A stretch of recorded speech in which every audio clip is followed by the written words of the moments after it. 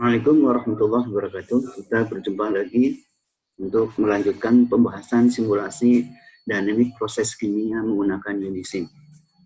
Pada kali ini kita akan membahas tentang aliran melalui valve.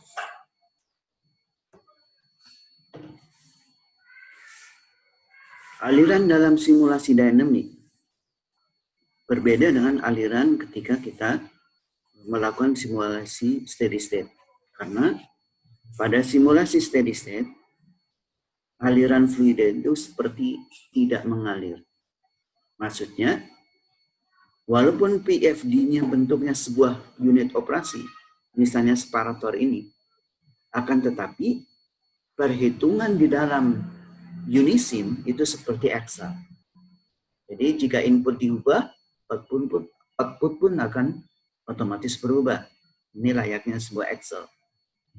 Jadi kalau misalnya kita mengubah laju alir dari water, maka serta-merta laju alir vapor dan liquid juga ikut berubah. Demikian pula ketika kita merubah laju alir steam, maka serta-merta laju alir vapor dan liquid juga ikut berubah. Tapi bagaimana dia berubah, berapa lamanya dia berubah, itu tidak disebutkan di dalam simulasi kalau menggunakan steady state. Nah, di dalam simulasi dinamik, aliran benar-benar seperti mengalir. Kita bisa melihat, menampilkan bagaimana fluida mengalir dari waktu ke waktu. Nah, ini. Jadi aliran masing-masing variabel ini bisa kita lihat bagaimana dia mengalir. Dan kalau kita mengubah sebuah variabel, maka juga kita akan lihat bagaimana sebuah variabel itu berubah. Ini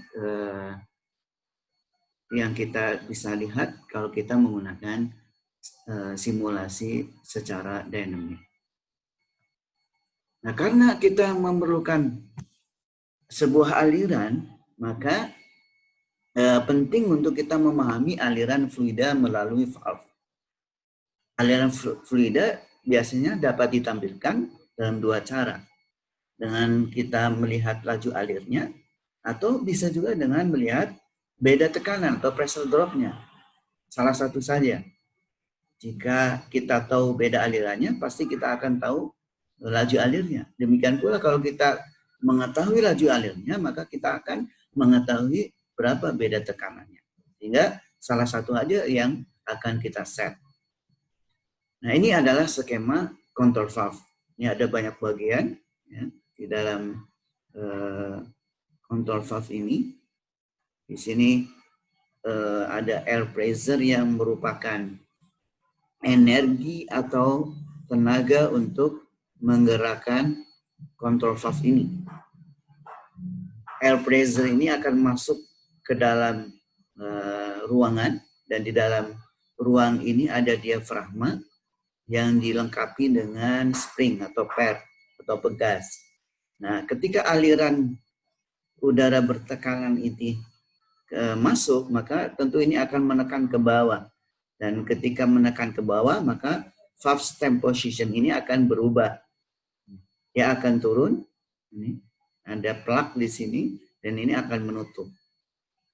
Jadi buka tutupnya sebuah control valve itu ditentukan oleh air pressure yang mengalir ke dalam control valve ini.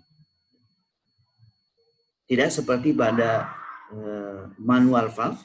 Manual valve kita harus buka secara manual atau kita tutup secara manual. Tetapi di dalam control valve, maka untuk membuka atau menutup, mengecilkan atau memperbesar bukaan, itu memerlukan energi lain yang berupa air pressure. Biasanya di dalam pabrik ini berasal dari air kompresor. Oleh karena itu memang penting kita juga belajar tentang kompresor ini, karena ini penting untuk posisinya sangat penting di dalam proses. Oke, ini adalah skema aliran melalui valve. Nah, kita membahas dulu untuk cairan atau liquid. Ini adalah valve, kemudian ini adalah tekanan masuk, dan tekanan yang keluar, ini adalah tekanan yang keluar dari valve. Dan di sini kita juga bisa menentukan pressure drop dari valve tersebut. Kita tahu persamaan aliran melalui valve. Jadi F sebagai simbol dari flow rate.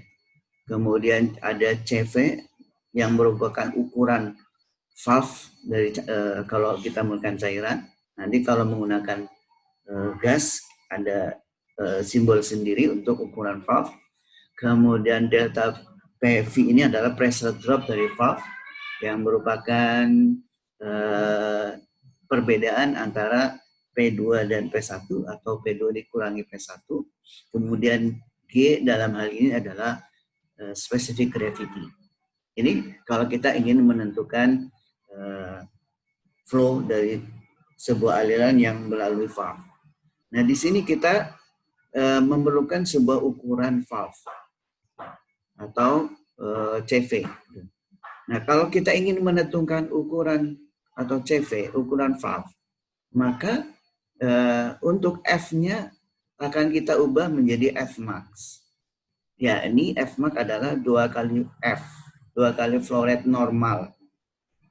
Oleh karena itu nanti ketika kita melakukan simulasi dynamic di Unisim, selalu bukaan valve atau opening valve, ya, valve opening, itu selalu berada pada kondisi 50%.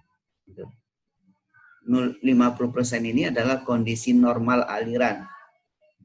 Ya, jadi makanya posisinya selalu 50% bukaan valve.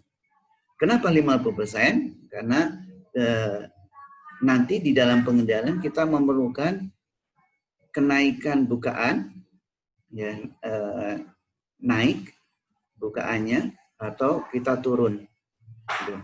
Karena bisa saja ketika kita merubah kondisi memerlukan bukaan valve atau laju alir yang lebih besar atau juga memerlukan laju alir yang lebih kecil. Oleh karena itu ini adalah kondisi pertengahan 50%. Itulah kenapa kemudian ketika kita menentukan CV itu yang diset itu adalah Fmax atau 2 kali F.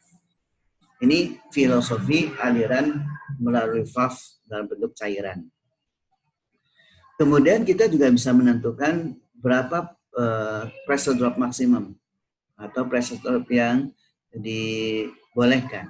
Ini ada rumus lain, yakni delta P yang diperkenankan adalah sama dengan Km dikalikan P1 dikurangi RC kali PV.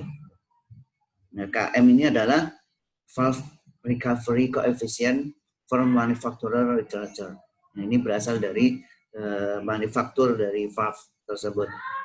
Kemudian P1 adalah body inlet, tadi sudah kita sebutkan. Kemudian ada R kecil C, critical pressure ratio determined from figure 7 dan 8 yang ada di dalam literatur. Kemudian PV adalah vapor pressure of the liquid at body inlet temperature. Nah, ini kalau kita ingin menentukan berapa maksimum delta P yang diperkenankan dari sebuah valve atau valve. Berikutnya adalah aliran melalui valve tetapi fluidanya berupa gas. Nah, ini untuk menentukan laju alirnya ini berbeda. Ya, jadi perbedaannya adalah bukan hanya terkait dengan pressure drop, tetapi terkait dengan suhu atau T. Ya. Maka di dalam persamaan ini ada pembagian di samping G, ya, yakni specific gravity, juga ada T atau temperature.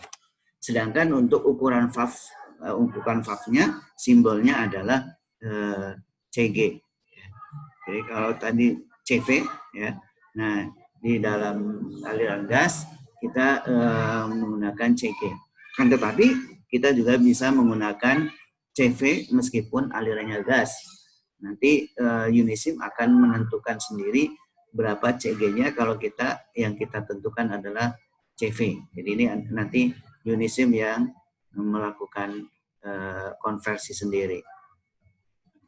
Secara lebih luas, biasanya di dalam Unisim persamaan lajunya itu banyak. Persamaan untuk gas sizing itu sangat banyak. Nah, yang paling banyak digunakan atau secara default di Unisim adalah Universal Gas Sizing Equation. Dan ini adalah persamaannya. Dan kita juga bisa, sebagaimana tadi ya, bahwa CG dan CV itu punya kaitan, dan rasio dari CG dan CV itu adalah C1, yang disebut dengan C1. Ini persamaan-persamaan yang secara lengkap beserta aplikasinya terkait dengan liquid sizing equation application. Kemudian ini adalah untuk gas, persamaan-persamaan dan aplikasinya di mana. Untuk sementara sekian dulu, kita akan lanjutkan dengan contoh. Wassalamualaikum warahmatullahi wabarakatuh.